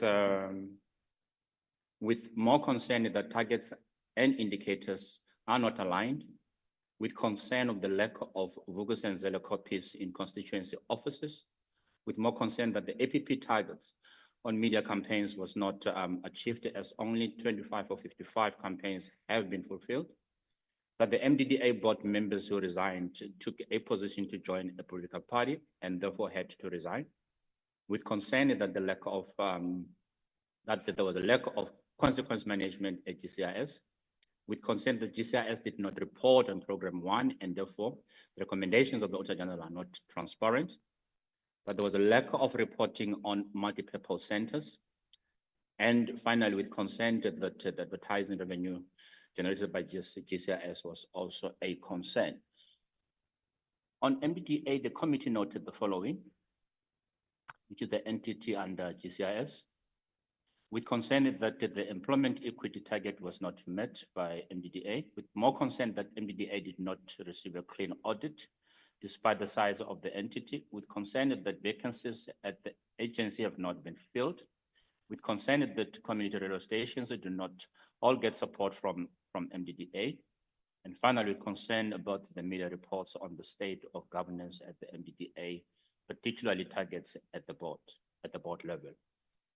Recommendations. Having considered the quarterly report of the GCIS and MDDA, the committee recommended that the minister should ensure that processes are in place to meet all targets at the department, ensure that proper planning and appropriate resources are made available to achieve targets, that the minister must ensure that GCIS share its digital transformation strategy and social media strategy with the committee during the annual reporting, that the minister must ensure that a culture of consequence management is enforced.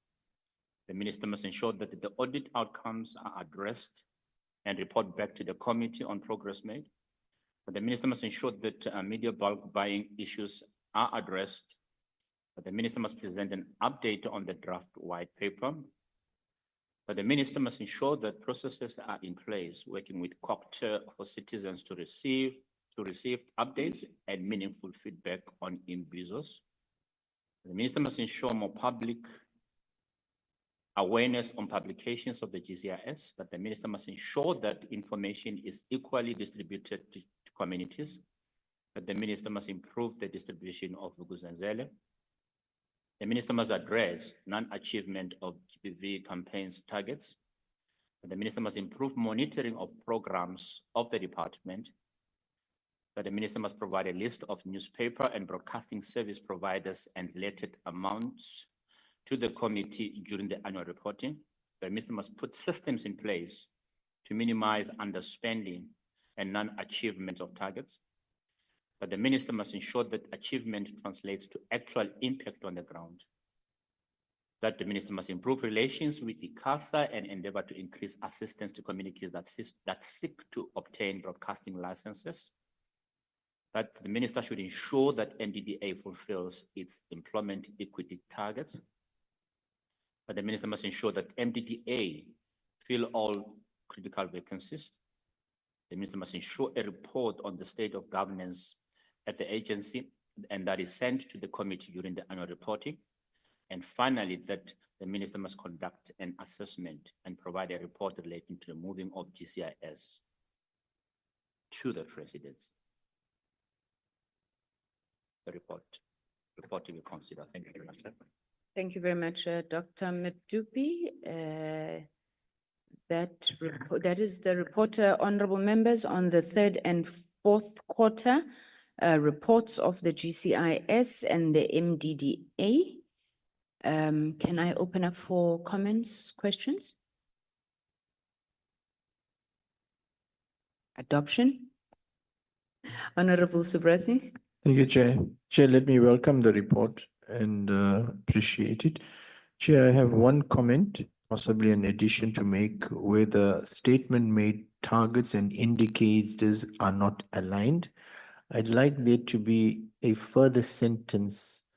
We must get into the habit of not leaving things open to interpretation, are not aligned to what. Let us expand on that so it gives us greater clarity. Are not aligned. I think that needs to be completed. Chair, with that proposed adjustment, Chair, I'm happy with the report for adoption as well. Thank you very much. Honorable Sithole. I support the motion. Thank you, Honorable Sithole has moved for the adoption of the report. Can I have a seconder? Sorry, maybe before I call for a seconder, let me just make my points so that I don't smuggle them in. And when honorable members see the final report, they're saying they don't know where this comes from. Under observations, Roman numeral number 7, the board member who resigned, I don't think that we give reasons for resignation. I think we're just noting a resignation. I don't think it was an issue. There was just a question, why did you resign? So there's, in fact, I don't know if we even need to mention it, but we're just taking note of a resignation. I know I'm wrong for doing this, Honorable Bodlani, but I'll rely on you and maybe the committee staff. We're noting with concern the lack of Vuk'uzenzele copies in constituency offices. I think this issue was raised by Honorable Sithole. I would know that there was a directive that was issued, I think, by the minister to discontinue Vuk'uzenzele. Now, I'm not sure whether there was a presentation, whether there was proper amendment of the APP to reflect that, and whether we are supposed to be aware of that, in which case then we can just leave it the way it is, still requiring response? Because I don't think there was a response that was given when Honorable Sithole raised this matter in the meeting. Can I get guidance if maybe honorable members or Doc, you have an update on this matter? What I can do, Chair, I can just go back on the records and just to verify that information, but that would definitely be noted, in case that has been continued, we'll then have to rephrase the observation accordingly.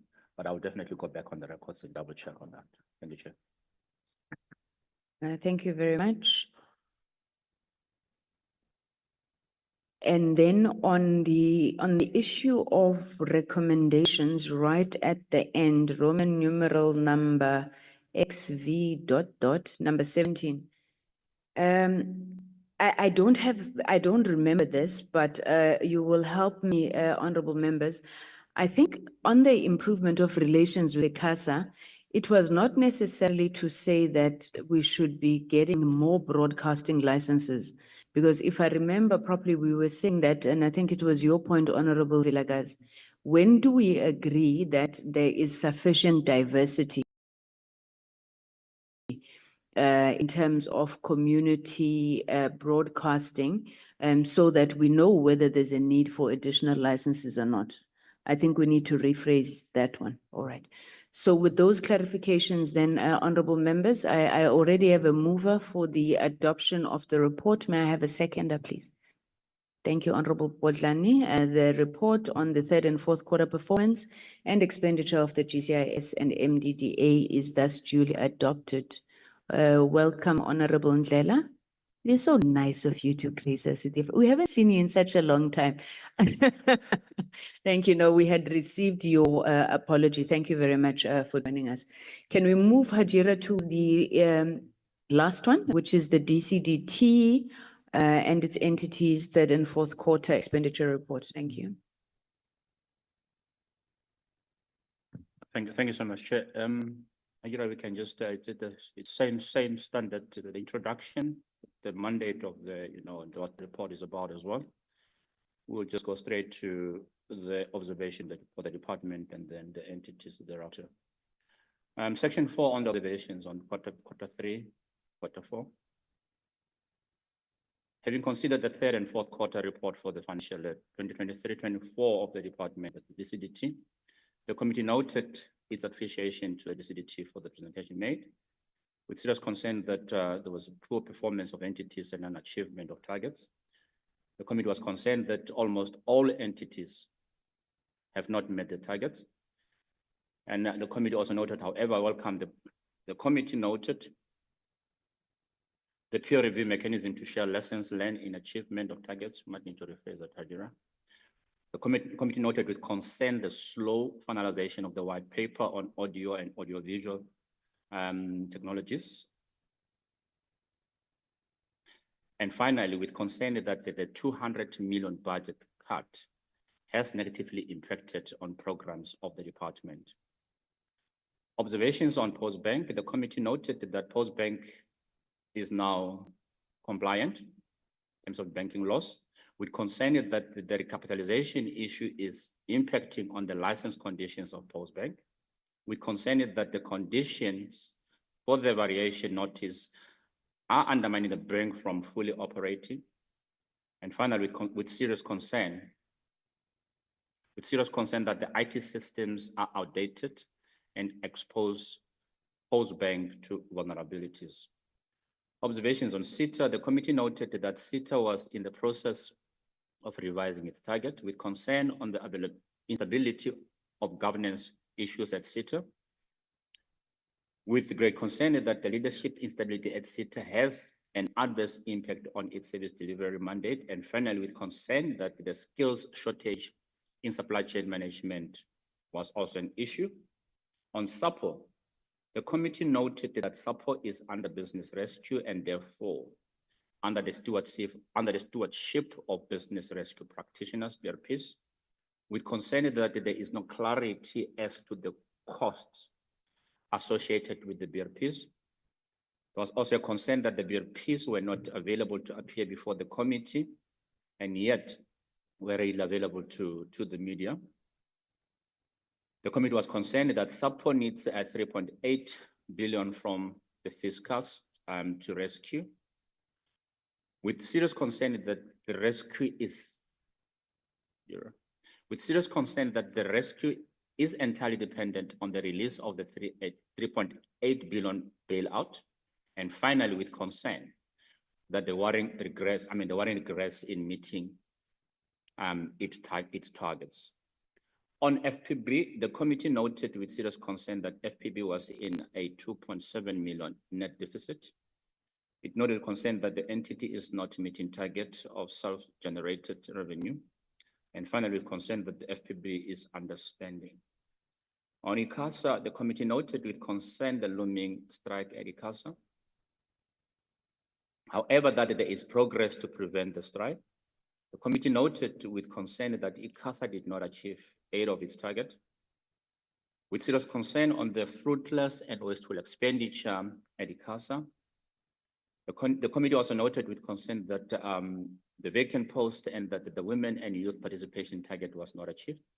And finally, with concern that there is a 0 procurement of companies led by PLWD.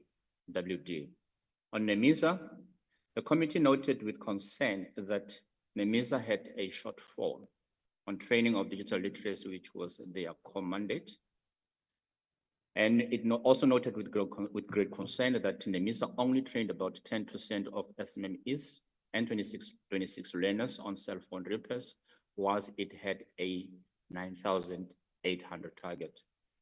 On the broadband infrastructure, the committee noted with concern that the operational expenditure increased due to employment cost and security services. And on USASA and USAF, the committee noted with concern that the invoices were not paid within 30 days because of administrative issues. With serious concern is that the gender-based violence GBV targets was not met, and with concern that consequence management issues were not addressed. On the public broadcaster, the SABC, the committee noted with concern that the SABC still owed monies to Centec, which may impact on sustainability of Centec. And with serious concern that the performance of SABC is regressing, not meeting its targets, and that the entity has achieved a disclaimer. On Centec, the committee noted with concern that the impact of SBC debt to Centec has an implication on the sustainability of Centec. Section 5, which are recommendations on DCDT and its entities. Can you go down, Habira? Recommendations on DCDT and its entities. The committee recommended that the minister or deputy minister should avail themselves for future committee meetings. That the minister must ensure that the department regularly assess the performance management of entities to ensure targets are met. That the minister must ensure that an update on the status of the white paper on audiovisual and audiovisual technologies is sent to the committee. That the minister must ensure that the department responds to all consequence management issues of the department and entities during the coming term. That the minister must ensure that the department implement corrective action to address consequence management. That the minister must ensure that the department provide the committee with a list of criminal cases opened. That the minister must ensure that work of department and entities is quantitative in nature. That the minister must ensure that strategic plans speak to impact and outcomes. That the minister must ensure that invoices are paid within 30 days, especially at ICASA and USASA. That the minister must ensure that ICASA is held accountable for procurement inefficiencies. That the minister must ensure that fruitless and wasteful expenditure at ICASA is resolved urgently. That the minister must ensure that the stability in leadership at SITA is addressed expediently. That the minister must ensure that SITA implements corrective action and consequence management. That the minister must ensure the improvement in the performance of the SABC and that its targets are met. That the minister must ensure that the monies owed to Centec by SABC are fully paid.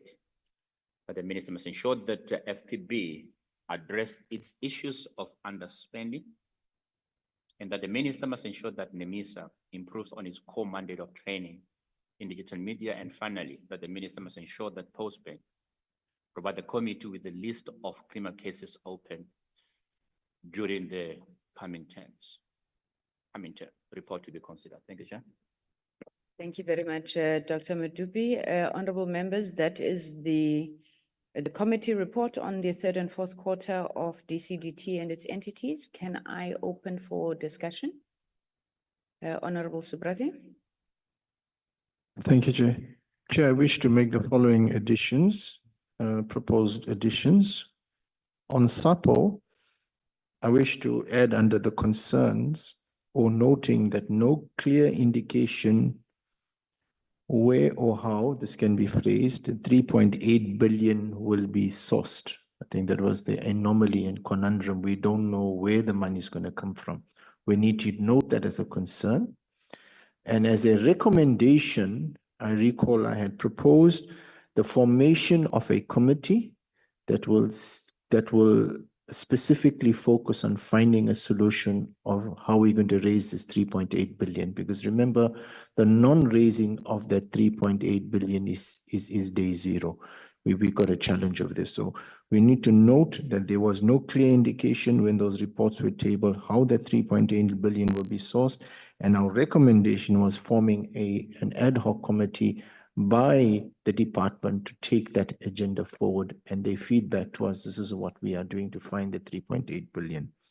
With regard to Postbank, we wish to make a recommendation that it does a IT or data integrity check to ensure a non-recurrence of the type of fraud he had experienced. Because when we ask the question, are you sure as we sit here that no funnies are taking place? No one could give us that clear assurance. I think we need to re-emphasize that the data integrity in the IT systems needs to be constantly interrogated to avoid the type of fraud that took place. Thank you, Chair. Thank you very much, Honorable Bodlani. Chair, I must admit, it was a lot of reports to deal with. So at some point, I'm not even sure where I should have placed my comments. But because the comments I have on this document I felt were addressed on the previous documents, I'm not going to speak to that. But Chair, just so that I understand, Honorable Subrathi, through you, Chairperson, my understanding is that this document aims to capture what we communicated in the meeting.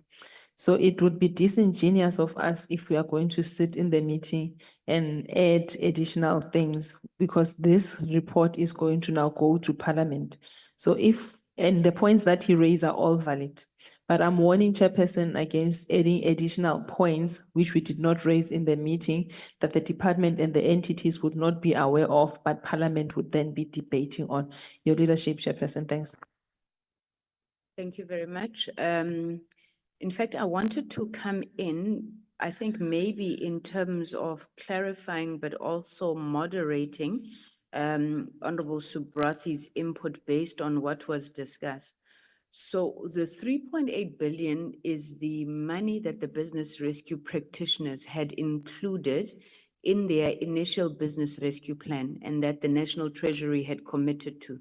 So they had committed to a total of, maths fails me now, 2.4 plus 3.8, whatever that amount is. They gave them the first tranche of the 2.4 billion, and they were expecting the 3.8 billion. So at least there's clarity on what money they want. I think the challenge arises where the National Treasury says, yes, we've committed, however, and I think in line with what the committee has been saying, that we need to see a long-term sustainability plan that takes you beyond the 3.8 billion.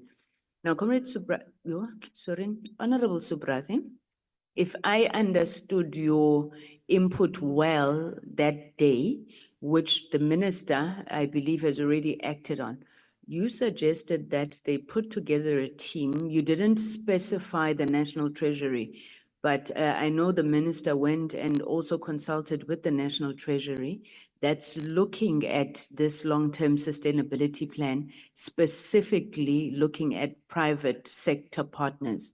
that could then work with the post office. That's how I understood it on that day. And I know that the minister has since done that. So we will put that here as the recommendation, and maybe just to keep it broader then and say just general sustainability of the post office. Would that be in order, sir? Yes, Chair, it would be in order, but it must capture very clearly the concern of the committee, because we have a duty to ensure that the 3.8 billion is raised before the funds dry out.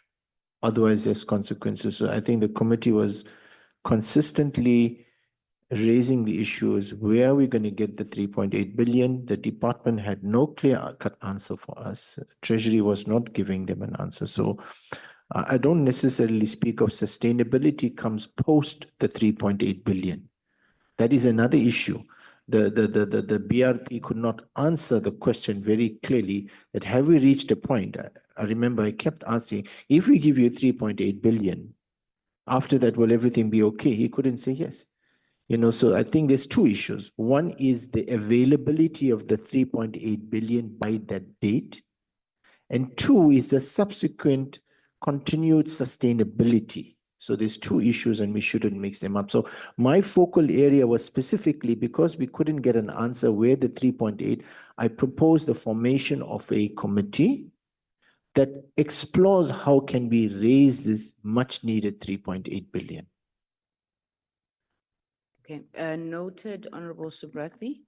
Dr. Medupi, you'll help me. I do think that we did request the department to further engage with the National Treasury on the 3.8 billion. So can we capture it like that around those engagements for the purposes of the report? Any other issues, honorable members, on this report? I think I had, like Honorable Bodlani, now I'm also a bit confused where what was raised. The issue of the Post Bank Board, I don't think there's anything wrong with reiterating it here. The appointment of the Post Bank Board, because even that compliance of theirs is in doubt in my mind if they don't have a board. I hear that they're speaking about licensing. Honorable members, I stand to be corrected. I don't remember us saying that the SABC is regressing. I think we were quite complimentary of the SABC in terms of what they have done, you know, with the with SABC Plus, and they definitely don't have a disclaimer unless that refers to a previous year. But I think already when they were presenting this report, they had a sense that they had an unqualified report. So if we can just make that change. And then on the DCDT and its entities, why are you fighting this minister and deputy minister? Because they have been availing themselves. And you didn't say that for GCIS, which hasn't been attending. The very first recommendation is that the minister or deputy minister should avail themselves. I think you are just taking a word to them that they don't yet deserve. Chair, in their defense, it was raised by a member of this portfolio committee, Honorable On that Matei. day. Yes. Chair, in fact, we should compliment the Deputy Minister for being consistently attending our PCs. He sleeps, but he attends. Yeah, okay. I'm not sure how to handle this because remember some issues are raised and okay, I suppose if nobody contests it, then it stands. But yeah, yeah, just say the ministry, but you know, I think we're just starting a fight here where, you know, this has been the better department in terms of attendance. Okay, and yeah. I think that covers everything, honorable members, unless there's some issues. I don't have any additions. Honorable Botlani, then Honorable Vilakazi. Chair, I think just a brainwave from what you are saying. Our focus has really been on the post office, that post bank, I feel now has fallen through the cracks. I was reminded reading through the attendance register to say, by the way, post office, post bank does not even have a board. I don't know how, as a portfolio committee, we can put that back on the radar to ensure, and I do appreciate that the administrator Kayangema comes to the meetings with the CEO, but we are never zooming in specifically where the minister is able to give us a specific answer on the status of the post bank. So I don't know where we can place that conversation. Honorable Vilakazi? For me, Chair, it was just thinking that we are talking about a master plan for the departments, etc. I'm reminded of the fact that we had said we wanted to do a strategic planning session for the committee for ourselves as a committee. And just maybe wondering, firstly, whether those documents that we have are sufficient to enable us to do that, but also just reminding the Chair to bear in mind the fact that we need to make the time at some point to do that as the committee. Okay, thank you, Honorable Vilakazi. Just on that one, we are awaiting direction from Parliament. So Parliament had a strategic don't-only workshop. And then on the basis of Parliament's strategic plan, then as a committee, we can develop ours. So that's where we are on that one. Honorable members, I'm not sure if this was this meeting or it was another meeting, but I remember quoting Honorable Ndlela saying that mess at CETA, I think it was the CETA board that we were talking about. In this report, was this not the meeting where the minister also reported the suspension and the reinstatement of the board? And then we asked the minister to actually give us what has happened there in writing. Now, can we note that whatever, I don't know, the court case, whether it was one, not whatever happened there, but then the reinstatement of the old board. And then I think we need to have a bit of focus on this issue. We've been getting a lot of calls, I think, around what Honorable Ndlela calls the mess at the CETA board. We have scheduled members for your information. One of the issues, which I think we will delve into when we have the discussion, we are trying to schedule on the 5th of November, a presentation from Cliff Decker-Hofmeyer, one of the legacy items that had come through around an investigation at CETA related to the 1.2 billion rand tender of CETA. Why we've scheduled it beyond the fact that it was in the legacy report. The report came out, it implicated the previous board. Now the previous board has come in and now I think they want to review the report, but then they're also bringing back people who were suspended on the basis of that report. So it seems to be quite a murky situation. We have scheduled it, I think the date is the 5th of November for Cliff Decker to present, and we will circulate that forensic report once we receive it. Okay, so let's just note governance issues and note the minister's report in terms of the reinstatement of the board. Honorable Botlane? Chairperson, I think what you speak to also speaks to the housekeeping of the portfolio committee. One of the things I would have wanted to say, there was an issue where we had expected written responses from the department. I'm not sure how far we are in terms of that. Are we moving? And when I think there's one or two instances where we spoke about receiving a legal opinion. And has that been instituted? What is the process? Can we be advised on that? And again, back to my issue, I did receive confirmation that the letter that I wrote to yourself was forwarded to yourself. How are we going to action that, if at all? Okay, thank you. So I've got two, Temgosi, you'll correct me. I think I've got two requests from members. One being from yourself, Honorable Botlane, with regards to the SABC DTH/DT matter. Then the other one from Honorable Mateis on the Russia TV question, which also needed to be scheduled. So we are trying to see, because the term program had already been finalized, but we are trying to make space to ensure that those issues come in. I don't know if there's protocols around this to the Secretariat, but I had thought that, you know, when we draft the program, all of us collaborate in terms of these are the priority areas. So we'll take these, but if possible, please may I ask that honorable members, we also look at, because remember, we're going to work now on the fourth term program. So if there are issues, I mean, I understand that this is quite urgent, but if there are issues, when we present a draft of the fourth term program, let's then put them there. Yes, Honorable Polan.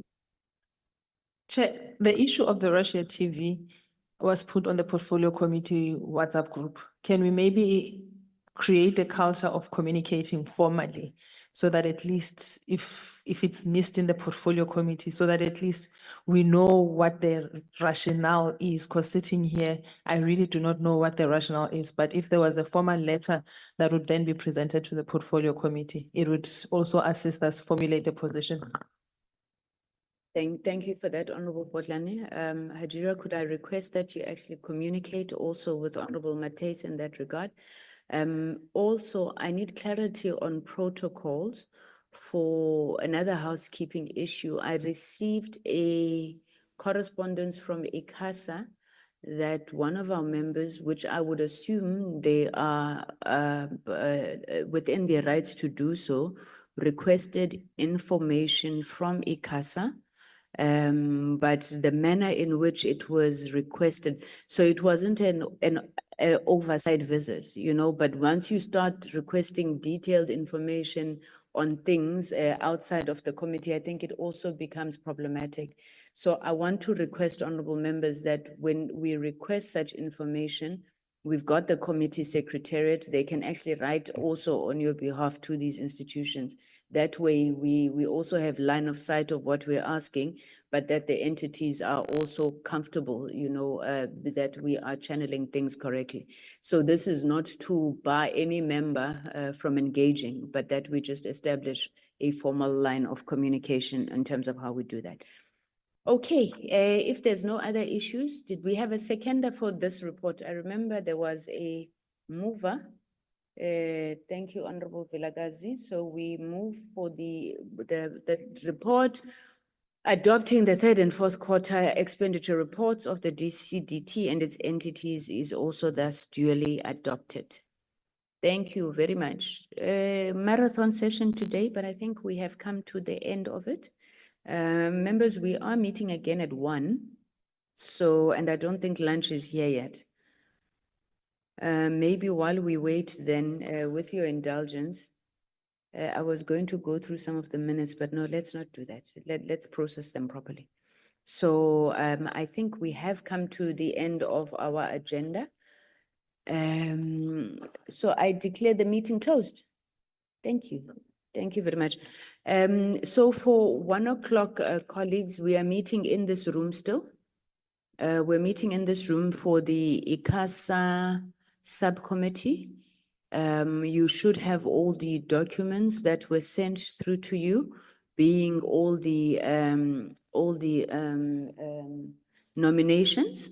And then our expectation, the time is not long, it's 1 hour. But then as we had agreed in the last meeting was that the political parties would go off and then come back with names for shortlisting. We're hoping in that hour we can then align to get to at least 12 names. I know that there was an agreement of 1 to 3, but I think that if we are not easily finding one another, we can obviously extend that. We are not obligated to only stick to the number 12. So meeting adjourned. See you at 1 o'clock, colleagues. Thank you very much.